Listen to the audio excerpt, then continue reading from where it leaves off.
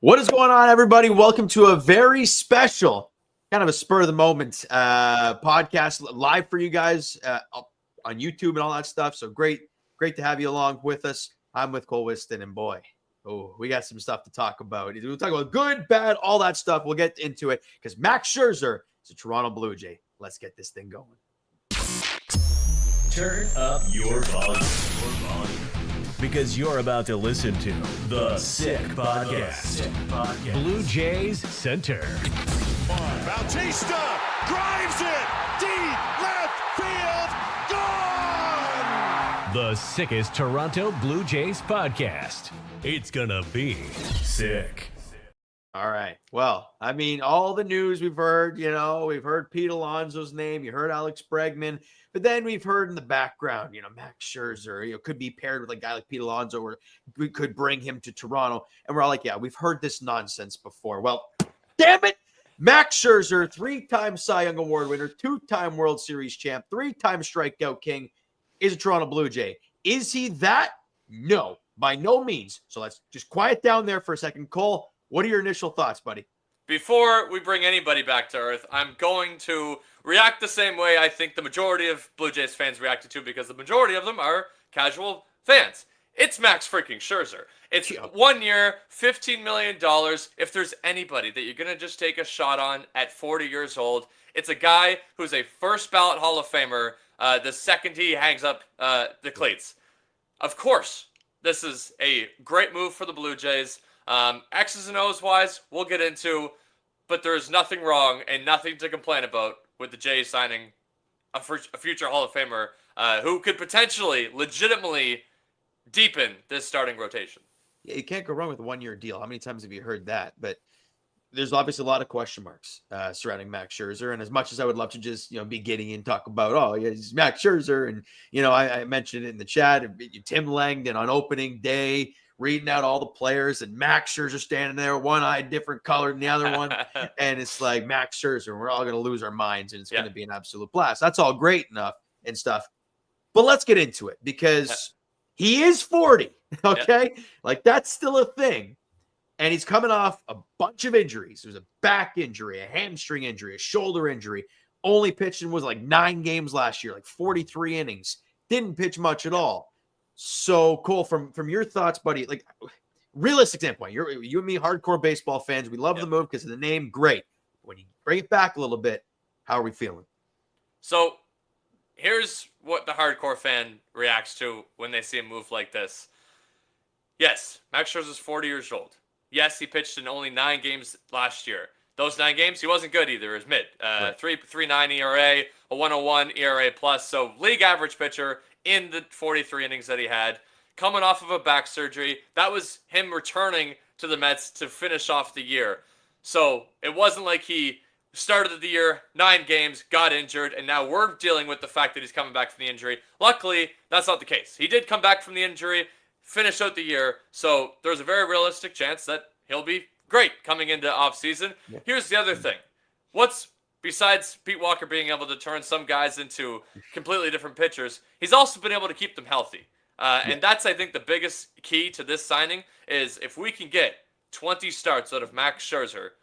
Well, the last time we saw Max Scherzer make 20 starts was 2023, where he was actually pretty good. A 3 WAR, a 3.7 ERA, and a 1.12 ERA plus. If we can get that Max Scherzer, this move was a slam dunk. $15.5 million works out to be right around 2 WAR. So 3.2 WAR is exceeding expectations. Here's the other thing. What does your rotation look when you slot in Max Scherzer? Well, I'll tell you this.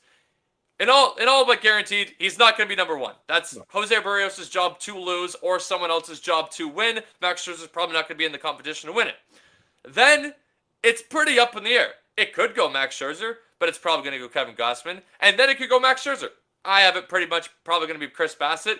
So Max Scherzer is your 4th starter in all likelihood, unless that spot gets won by Bowden Francis, in which case Max Scherzer is your 5th guy. So I think that when you paint the picture like that, like, oh, this is our rotation, 4 guys that have a combined, I think, 50 MLB seasons under their belt, and then Bowden Francis and a Jake Bloss and eventually an Alek Manoah and eventually a Ricky Tiedemann and hopefully a Yariel Rodriguez, all competing for that 5th spot or just lengthening it to a 6th spot given the veteran up front. I think this is a slam dunk. Honestly, and anybody that reacts to the $15 million, 2 things. One, you probably don't understand the ins and outs of what a 1-year deal worth $15 million is, and that's fine. Sure. I get it. The Jays only did this because they know that $15 million, just like the Miles Straw stuff, which I was right about on the last podcast, before we had the press conference from the front office in which they told us it didn't matter. I was right. It didn't matter. This is the same case. What this might actually do is intrigue Pete Alonso or intrigue Alex Bregman. Yeah. I mean, why wouldn't it? Right? Like, obviously, Pistol Pete's played with Max Scherzer as well, so he already knows what he's all about. And we, let's be honest, knows he's a complete nut job. But, like, we love nut jobs. I mean, we like, and you mentioned about the depth. You were talking about depth, right? And it's a lot of question marks going into the year with the rotation. But I think, again, it's a good bet to make. Like, you're obviously talking about Max Scherzer bouncing back. You talked about it, 2023, he was fine. I mean, 152 innings pitched. He had 174 punch-outs. Like, he was still damn good. And, oh, by the way, just last season, sure, it's 43 innings pitched. He had a whiff rate and a slider of 44%. Yeah, he still got the stuff. Yeah. Velo's down in the fastball, sure. Mother Nature. Father Time is undefeated. So that's going to happen. But if your other stuff is that good and that elite, I ain't complaining. You have a guy like Kevin Gausman, who's, we all know what happened last year, right? Can he kind of rebound, even in the slightest, to that? Right. Jose Barrios, you know what you're getting, okay? Every year he's the damn same. Chris Bassett, he's in a contract. Same thing. Every year he's the damn same. Yes. Yeah. Absolutely. And he's in a contract year, probably wants to at least play a couple more years at that point, right? So he's got a chip on his shoulder. You mentioned Yariel Rodriguez. That moves him into an easy spot in the long man in the bullpen. And if you need a spot start, you need a 6th starter, he's there. And I know it's far down the road, but maybe even an Alek Manoah appearance down the road. Your depth is there. You got it. And it means you're not going to have to force a Jake Bloss to make the team. You're not going to have to do that kind of thing. So the signing does so much good. Right. If he's healthy. Right. 100%. And that's the caveat, right? In all of it. 100%. Alek Manoah, for anybody who's unaware, slated for August. What James was just saying, go ahead. Carl, just going to jump in here. Everybody who's on the live right now, I appreciate you guys wholeheartedly. If you got comments, you got questions, fire them in there. We'll touch on them when we kind of, run low and stuff. We'll fire to you guys in the comments. So I see a couple questions already. So we'll get to you guys a little bit later on, but I do see you there. So go ahead, bud. Sweet. I was just wanting to finish off the fact that the one thing that we were told all up in this negotiation process was if you get Alonso, you get Scherzer. Well, we got Scherzer, so does that mean we get Alonso? Maybe not. But back to the Yariel Rodriguez thing, that pen, all of the sudden with Yariel in it, changes. Maybe you don't need to spend $8.5 million to $10 million on a bullpen base anymore. Would I still take it? 1,000%. Sure. Do I care more about Alex Bregman and Pete Alonso? Also 1,000%. Yeah, I think that's where Jays fans are. And I was on Twitter, saw Keegan Matheson is like, they've had a good offseason, but to make it a great, you need that one more bat. And we all know where it is. We've talked about it. Everyone's talking about it. Focal in the comments, Alonso and Bregman, if you get him, you'll forgive Ross. And I get it. I completely get it. That's kind of where I'm at, where it's like you get one of those two guys, whether, obviously trades are possible, but if we're looking at just free agency, if that happens, I mean, you can't look at this offseason any more than a positive. We've all seen winning the offseason doesn't always mean winning games and winning championships, but you got to start somewhere. And Ross and Mark said they wanted to compete this year. And we talked in the pod, right? I don't know how many times we talked about it and said, how the hell do you plan on doing that? Yeah. How do you plan on doing that? Yep. And they're like, this is how. Now, as of right now, they're not quite there. You want one more, though.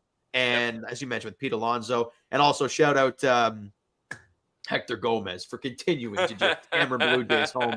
We talked about in the last one about, the Juan Soto Ohtani stuff last year where he said, the Blue Jays are in a mix for both. And we're like, holy crap, what could happen here? Right. Started making lineups. It was great. That obviously we all know how those transpired. And he said earlier, was it like last week or 2 weeks ago, after the Santander stuff, he's like, well, the Jays, they're right there with Pete Alonso looking to finalize something. And we're all like, holy crap. then Ben Nicholson-Smith or Shai Davidi basically shut that thing down. Right. And then he comes out with a tweet today basically saying, oh, more good news to come for the Blue Jays. We're like, what? Hold on. Does that mean Vladdy? Does that mean Alonso or Bregman? I don't know. So do we believe him? We'll see. Yeah, he's a bit he jumps the gun, but he's also never completely wrong. We were in on Soto, we were in on Shohei Ohtani, all but being finalists in both of those cases. We were in on Roki Sasaki. We are in on Pete Alonso. That's a fact. We were and are, and now I've gotten Max Scherzer. Like he's never completely wrong. He might be jumping the gun most of the time, but I appreciate the fact that he's never completely wrong. That is more important to me than just always being right. I would rather you just never be completely wrong. So let's get into now even more nitty-gritty stuff. Behind the under the hood numbers, as our co-host who's not here today, Rob would say. Baseball savant. For anybody who's unfamiliar, this is basically the way to tell you whether or not someone's season was a fluke or something that was real and can be expected going forward. So let's go back to Max Scherzer's 2024 season, which the reason why you can hardly see any of these sliders is because he has to have a certain amount of innings for it to qualify. 43 innings certainly isn't enough. But the numbers are still accurate for those 43 innings. So the biggest thing for me in this is hard hit percentage. He doesn't get hit hard. A guy like Kevin Gausman does get hit hard. Or I guess more specifically, Jose Barrios is a better example. He does get hit hard. That's when he gets into trouble. Max Scherzer, even in year 39, age 39 season, doesn't get hit hard. The other thing, the chase percentage. He is still one of the best pitchers in baseball when it comes to getting guys to swing at pitches outside the zone, because that's what chase percentage is. It's not just swinging and missing. It is taking those guys outside of their strike zone. Whiff percentage, obviously good. Walk percentage, obviously good. And this isn't a fluke either. That wasn't like, it was only 43 innings. It's hard to judge on. Let's go to 2023. Bingo. This is a big one. You want to see red, and there's a whole lot of red there. This, like I mentioned before, was a good season from the raw numbers. I gave you that. That was completely understandable. This is the underhood numbers. Wasn't a fluke. Legitimately a good pitcher. Less than 2 years ago. This is something very much the Jays can build off of. If that is his baseball savant in age 40 with this team in the 4-hole, this rotation will be right up there with the best in baseball. When your expected ERA is that low and that much in the red, and your expected batting average against, I know it's a crazy, stupid stat that no one likes. It's all red. Beautiful. K percentage in, again, a full season of work. And it's damn good, and this is why we're trying to say, and you bring, obviously, all these great points to Scherzer, and I'm going to bring it back and to Justin Turner for a second, right? Because we talked last year, and I was big on the signing. I saw the clutch numbers, got all horned up, and I was like, this is great. This is fantastic. Guy who can hit in the clutch, finally. But we looked at the Savant page. We saw, barrel percentage. We looked at, swing rate, and it was like one percentile. It was swing like speed. no Yeah, swing speed was 1%. Yeah. Exactly. It was no good. He was slow as hell. And it transitioned, right? Did he have some clutch hits for the Blue Jays? Absolutely. He had no power anymore, though. It was done. Cooked. And we saw that. So these all red numbers is, again, ultimate competitor Max Scherzer. I mean, he's ready to prove something right now. And that's something that I'm just extremely excited to watch.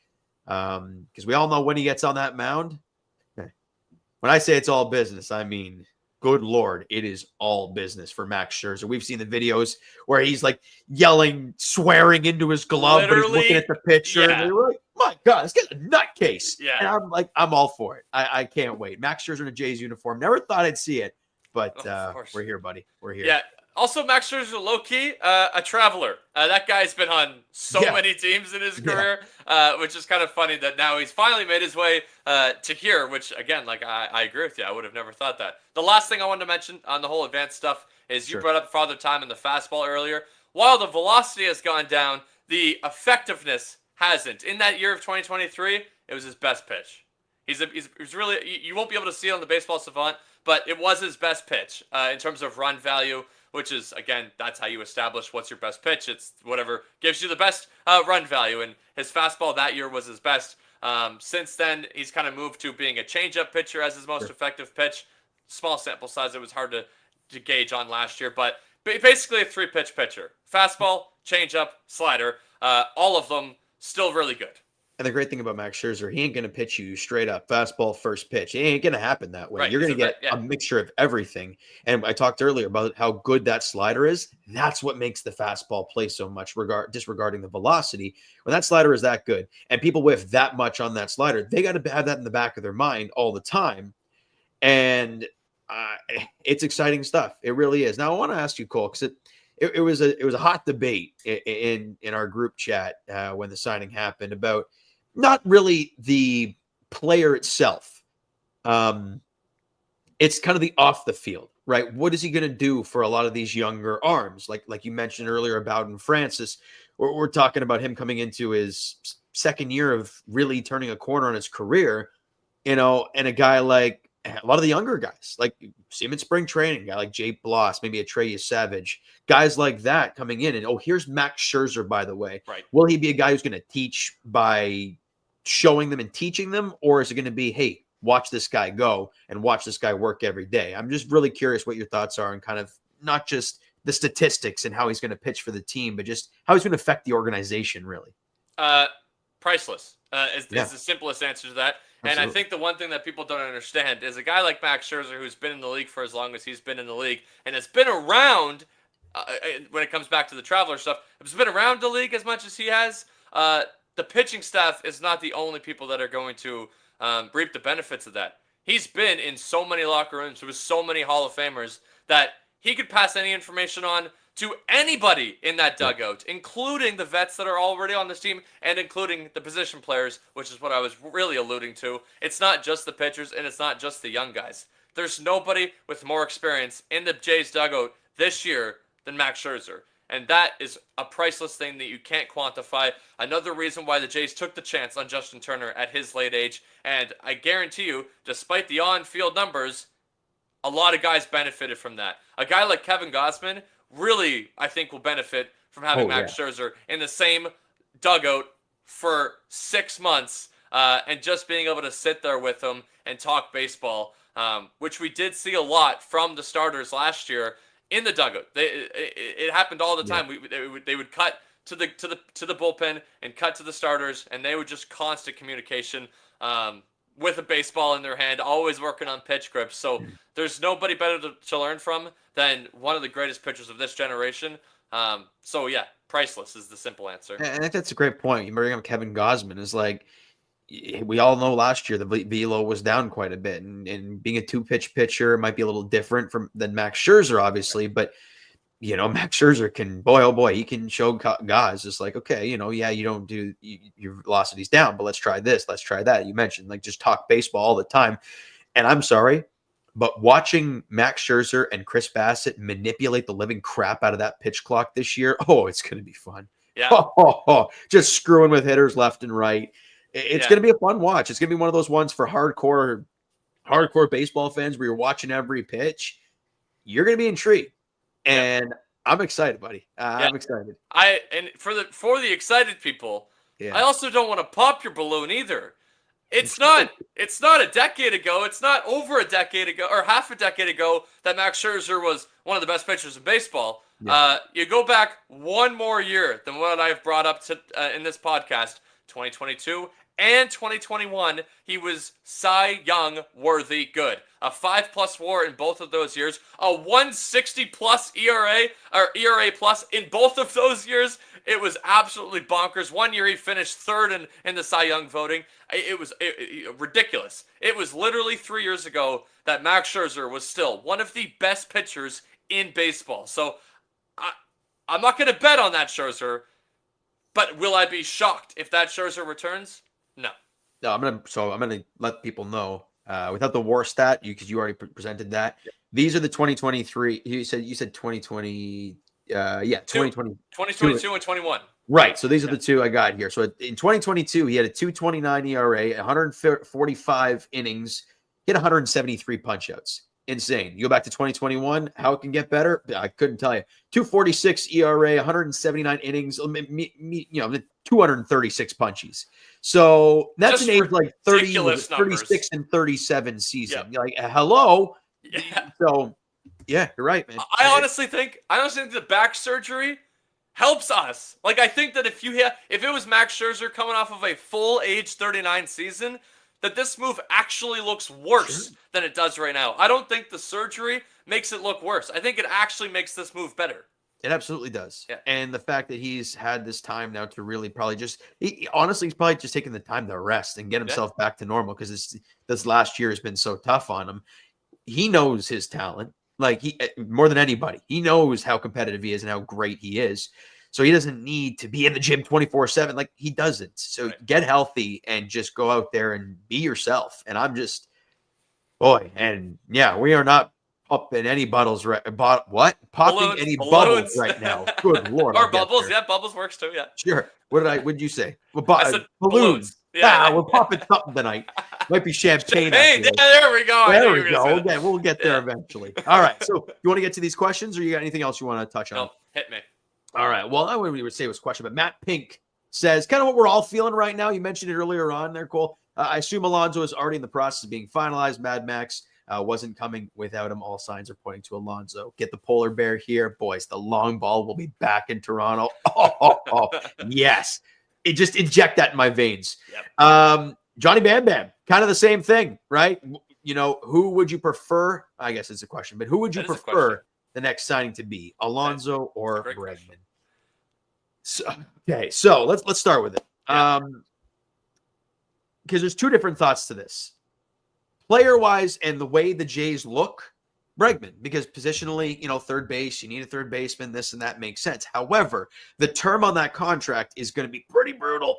So there's that, kind of like a George Springer contract, where the back 2 or 3 years are going to look pretty damn pathetic, pretty painful, because they've already shown a little drop-off in Alex Bregman over the last couple of seasons.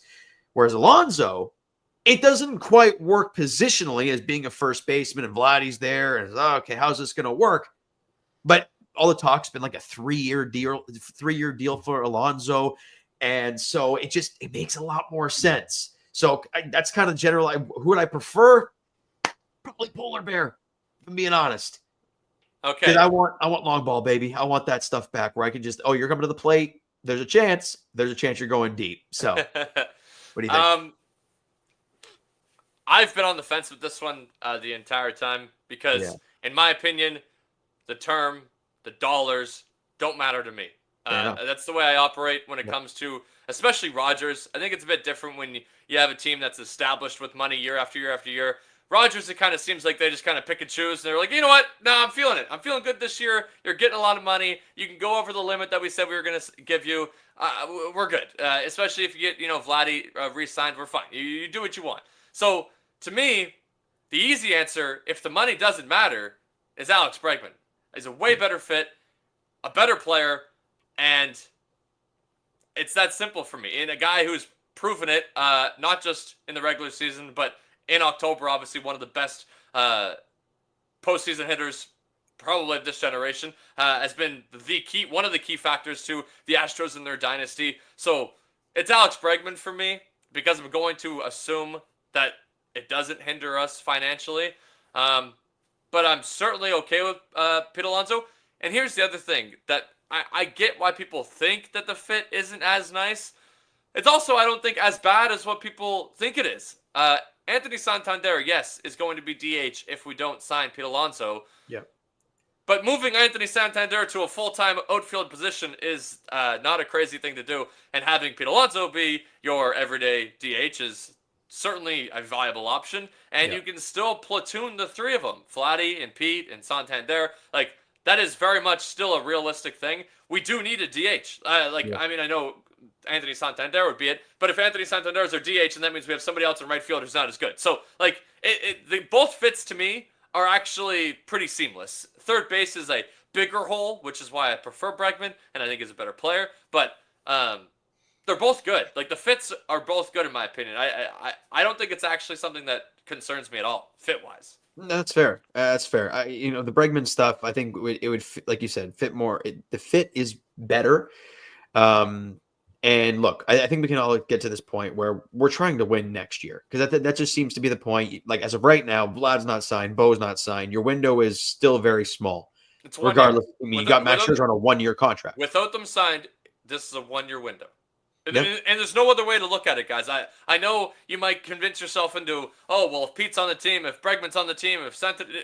I'm sorry, that just doesn't exist. The window is opened and shut based off of Vladdy and Bo Bichette. It's as simple as that. Absolutely, 100%. Yeah. All right, we got some more questions cooking up here. Matt Pink and Johnny Bam Bam absolutely cooking here. All right, what do we got? So, yeah, Matt Pink. With the Mets seemingly not budging for Pete, would there be any world where he could take a 1 year with another club, hopefully Toronto, to prove himself coming off a quote-unquote down year? I mean, look, it depends how long this goes on for. Could be like a Marcus Semien type deal. How old is Pete? He's 29, 30, something like that? No, Pete's 31, I believe. Is he 31? Okay. Yeah. So, yeah, at that point, I don't know from his standpoint if he'd be wanting to take a 1 year deal. I think I think it's a great question, though. It is a fantastic question. Yeah. Absolutely. Thanks, Matt, for the question, buddy. Cody Bellinger and Carlos Correa both did this. They both signed short-term deals with opt-outs after the first and second and third year, I believe, for both of them. I know that was the case for Bellinger. I can't remember if it was the case for Correa, but I know Bellinger did it. And then I think he did it again last year too, because this was 2 years ago that Bellinger did this. Anyways, the point is, I definitely think it's a realistic possibility because it seems like Pete wants the Mets to match the offer and exceed it, and they won't, or at least it doesn't seem like they are. Also, the last report that I heard is that the Mets offer is still more money than our offer based off of like tax and stuff like that. So I wonder if Toronto is going to up their offer to entice Pete to just come here because he's not getting what he wanted in New York. But yeah, if this goes into spring training, I legitimately think a short-term opt-out or a deal full of opt-outs is definitely on the table. Yeah, and I hate to scare Blue Jay fans to all hell here, but that won't be us, yeah. Yeah. Them not signing Pete Alonso, and because they're hell-bent on not signing Pete Alonso, clearly, because clearly they're not trying to make this a big priority. If they did, he'd be there by now. We've seen how Steve Cohen works. If he wants it, he's going to pay for it. Young first baseman in the Toronto Blue Jays is a free agent next year. Oh, yeah. If the Mets lose out on Pete Alonso and the Jays don't lock Vladdy, I think Steve Cohen goes balls to the wall for Vlad. If you have him and Juan Soto, great buddies on the same team, I mean, and it's a perfect fit because they would need a first baseman. Like, no-brainer. Yeah. That's where you look at it. So it's, if you're a Jays fan, you look at it from that standpoint of, well, you could catch the Mets when they don't want to give that money to Alonso, but also the fact about Vladdy. Yeah, and the thing that is interesting in their perspective is they don't have to win this year.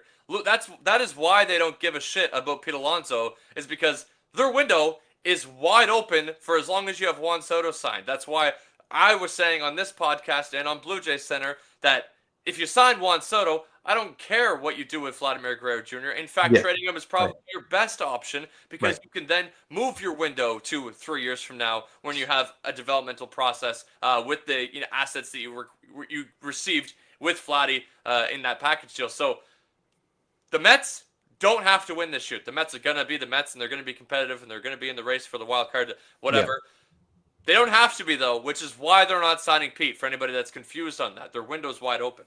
It absolutely is. You've got Lindor locked up. You got Soto locked up. You got your core locked up. I mean, and you got a guy who's willing to spend billions of dollars pretty much on his franchise. So, yeah, their window is wide open. Matt, thanks for that question, buddy. Last one before we wrap it up. Johnny Bam Bam, is there any other player out there that you would like the Jays to sign? I don't know about anybody specific other than, obviously Pete Alonso and Alex Bregman we've been talking about. Generally, I think, gotta say, I'm pretty happy with what the team looks like, but I think you mentioned it right off the top about, maybe a reliever. Yeah. Maybe another arm. Nothing crazy, though. You don't need anything too stupid, but another arm to add depth to the bullpen. Yeah, that's where I was going. That's where I was going. Hands down, it's not somebody I would sign. It's somebody I would trade for, and it's Ryan Housley. In my opinion, that's a no-brainer.